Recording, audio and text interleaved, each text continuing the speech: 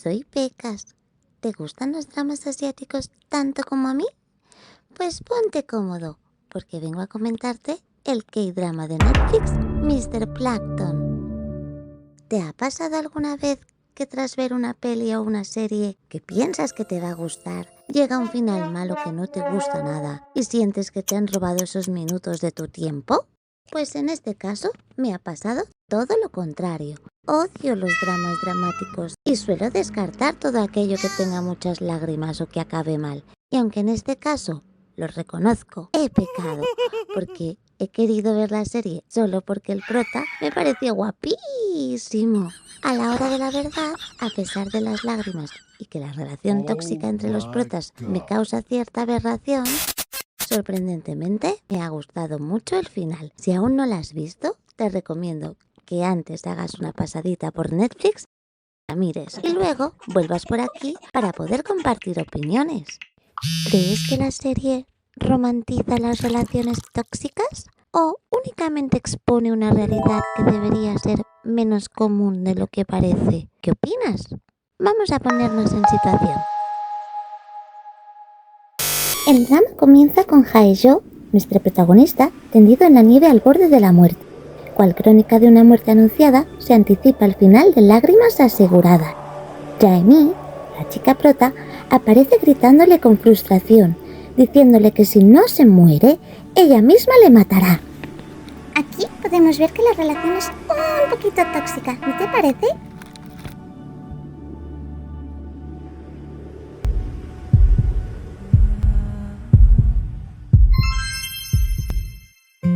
Hae-jo y Jae-mi hace tiempo compartieron una relación amorosa muy apasionada, pero cuando Jae-mi le expresa a Hae-jo su intención de ser madre, él le responde que sería una muy buena esposa, pero al ser huérfana como él, una pésima madre. Ambos son huérfanos, y aunque esto no justifica el miedo al compromiso y carácter narcisista de Hae-jo, sí nos da un posible origen de sus traumas internos. Al final, acaban a gritos y platos rotos. El tipo de cosas que es muy probable que todos hayamos vivido en algún momento en nuestra vida y que espero de corazón que hoy por hoy solo formen parte del pasado.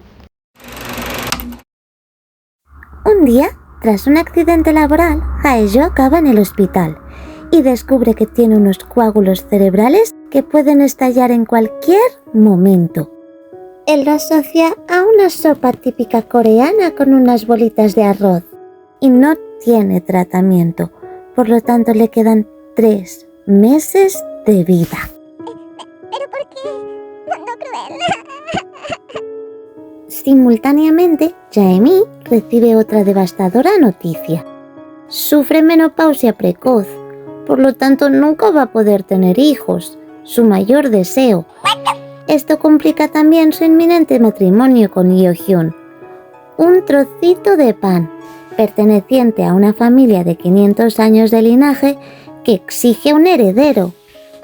Esta familia está liderada por una matriarca, la madre de Hyo-hyun, un personaje que personalmente me encanta. A pesar de parecer una mujer fría, exigente e intransigente, a la hora de la verdad es una madre que ha luchado con la vida para sacar a su familia adelante y toda una loba dispuesta a sacar las garras por sus hijos.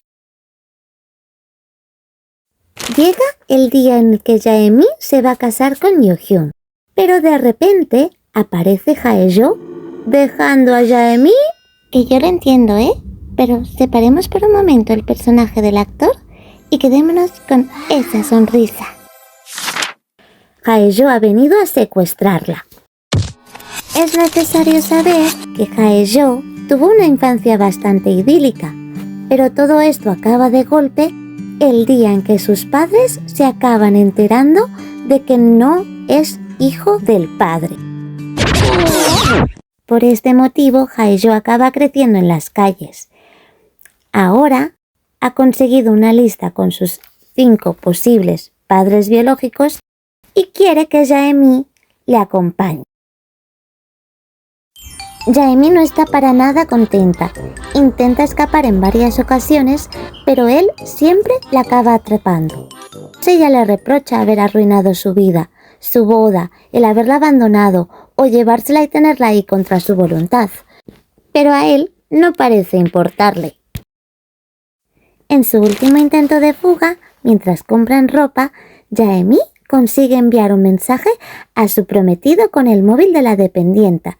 Mientras tanto, ¡Wow! ¡Pero qué maravilla! Hae-jo nos deleita con las vistas. Yo-hyun recibe el mensaje y, en contra de la voluntad de su madre, sale corriendo en busca de su amada. ¡Sí! ¡Bravo! No solo Yo-hyun va tras Hae-jo y Jae-mi, un mafioso y sus secuaces van tras Hae-jo, ya que creen que está con la novia del mafioso, que también había secuestrado y que tiene también un dinero que le ha desaparecido al mafioso. Tras descartar el primer candidato a padre, Hae-jo ve a Yo-hyun a lo lejos y alcanza a coger a Jae-mi como si fuera un saco de patatas para acabar escapando. Yo-hyun no les puede dar alcance a causa del tráfico, pero ve cómo tras ellos llega el coche con los mafiosos. Estos irrumpen en el local, pero el dueño, dispuesto a no achantarse, golpea al líder con una víscera de animal.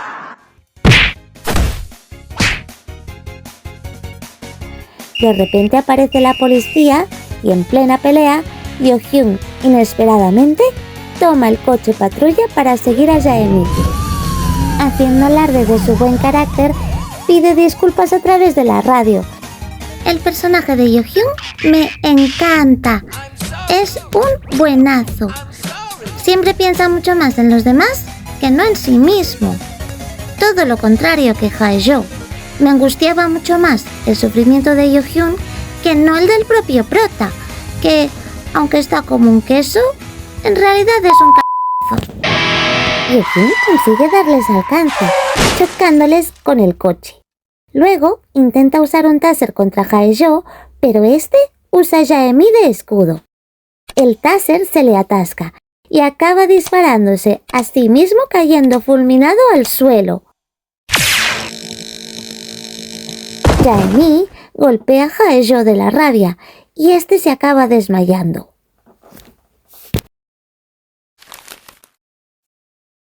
La madre de Yo-hyun le envía una escolta. John-na.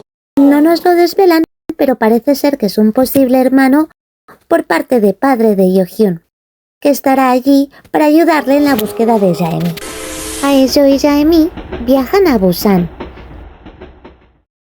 Tras unas vistas espectaculares, llegan a casa del segundo candidato. Jae-mi le explica sin tapujos directamente el motivo de su visita, a lo que el hombre, con una clara semejanza a Hae-jo, le responde que podría ser divertido. El hombre les invita a quedarse, es muy amable y se comporta como el padre idóneo. Llevan la noche a Hae-jo a la lonja de peces y allí viven una noche casi perfecta. Pero cuando le dice que le diga a Jae-mi sobre su enfermedad, Hae-jo se acaba enfadando y termina la noche de repente. El mafioso y sus secuaces llegan a la montaña y se cruzan con Jae-mi. Ella no se deja atrapar, por cierto, y se defiende con muy buena nota.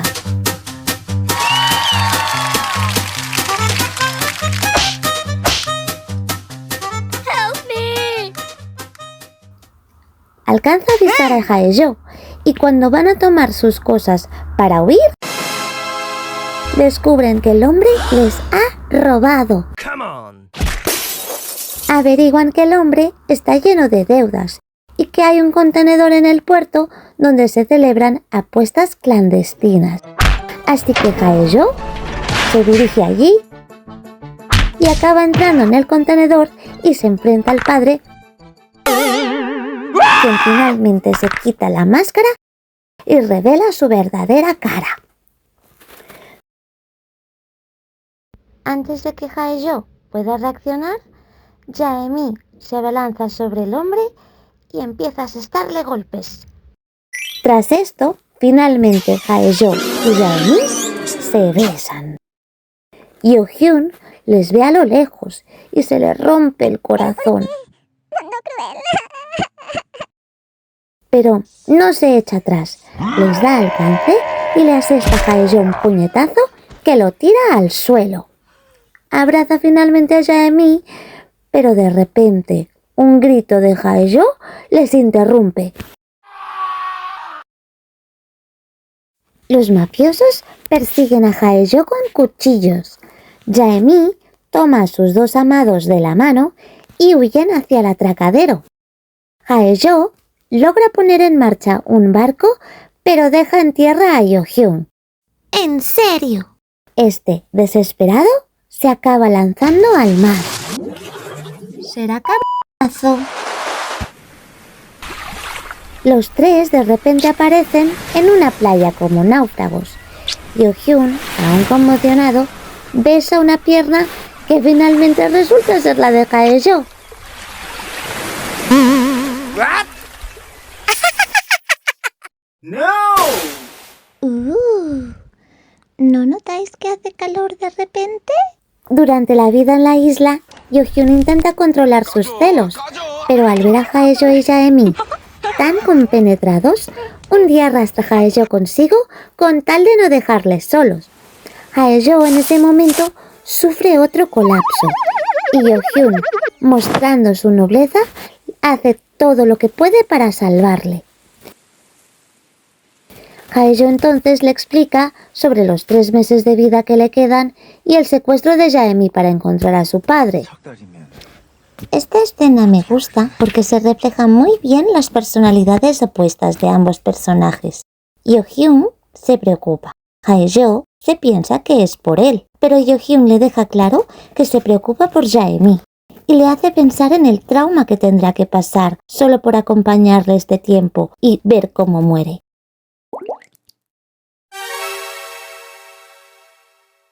Hello. La vida en la isla acaba cuando el mafioso alcanza a Haejo y tras unirse los tres para atacarle, Jae-mi cae al suelo inconsciente, con el cuchillo del mafioso clavado en el vientre.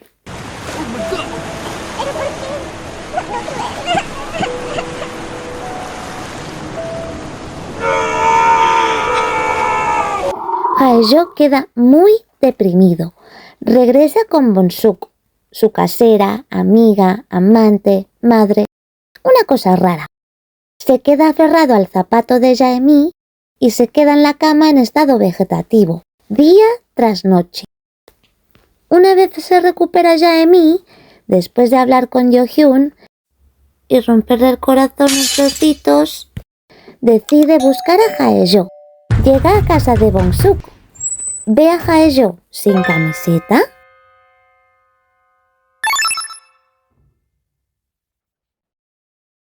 Start!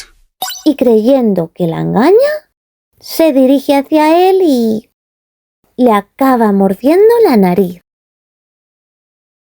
Ouch! Aunque aquí te lo muestran con humor, yo pienso que son más muestras de lo tóxica que es la relación. Y aunque normalmente el que origina estos gestos es él, en este caso, aunque él debería haberle dicho quién era Bong-suk y lo que significaba para él, eso de morderle la nariz sin dar pie a la explicación... Sé que a veces cuesta reprimir los instintos primarios, pero incluso si lo hubiera pillado de verdad con otra mujer, habitualmente, una vez se ha enfriado la situación, actuar así, lejos de desahogarnos, nos hace sentir más mal con nosotros mismos y al final es peor. ¿Tú qué habrías hecho? ¿Te habrías dejado llevar por los instintos primarios o eres de pensar antes de hablar? ¿O sencillamente te vas sin molestarte en decir siquiera adiós para siempre? Sin perder tiempo y energía ni lágrimas.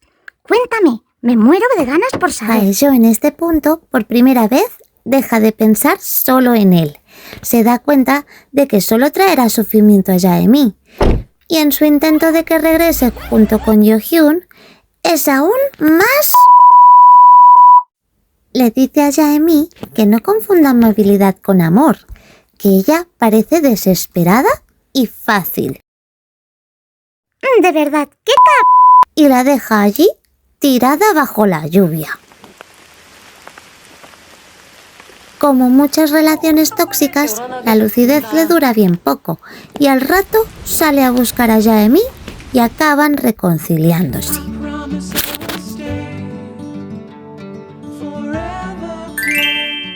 Todo parece idílico, hasta que Haejo colapsa nuevamente, pero esta vez tiene que ser hospitalizado. Jaime y Bong-suk se acaban enterando de su enfermedad.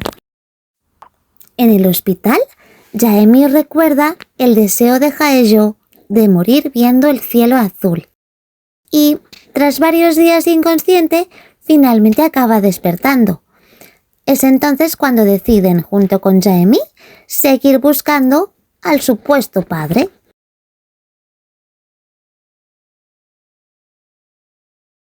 Llegan a casa del siguiente candidato y Jaime toca el timbre. Una mujer abre la puerta y Jaime se queda hecha un témpano. Resulta que es su madre. Haejo de repente se da media vuelta con el coche y se marcha, dejando allí sola a Jaime.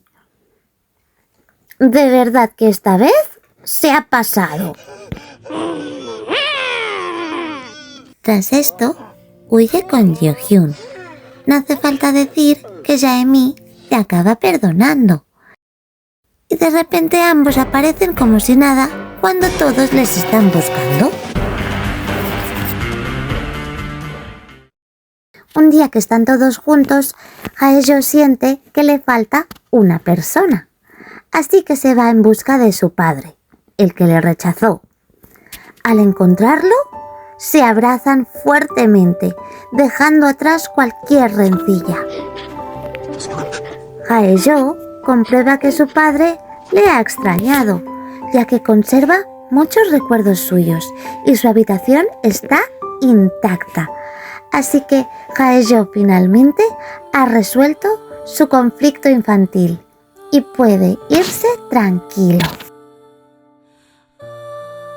Haejo viaja con Jaime, disfrutando cada momento, llenando sus últimas vivencias de diversión, risas y amor. Llegan a un claro con unas vistas espectaculares y juegan hasta quedar exhaustos. Haejo le propone a Jaime buscar un trébol de 4 hojas. Y de repente, él encuentra uno, pero se acaba desplomando al suelo. Hemos llegado al principio del drama, es decir, el final. Haejo no quiere morir. Jaime corre hacia él, gritando que si no muere, ella le matará.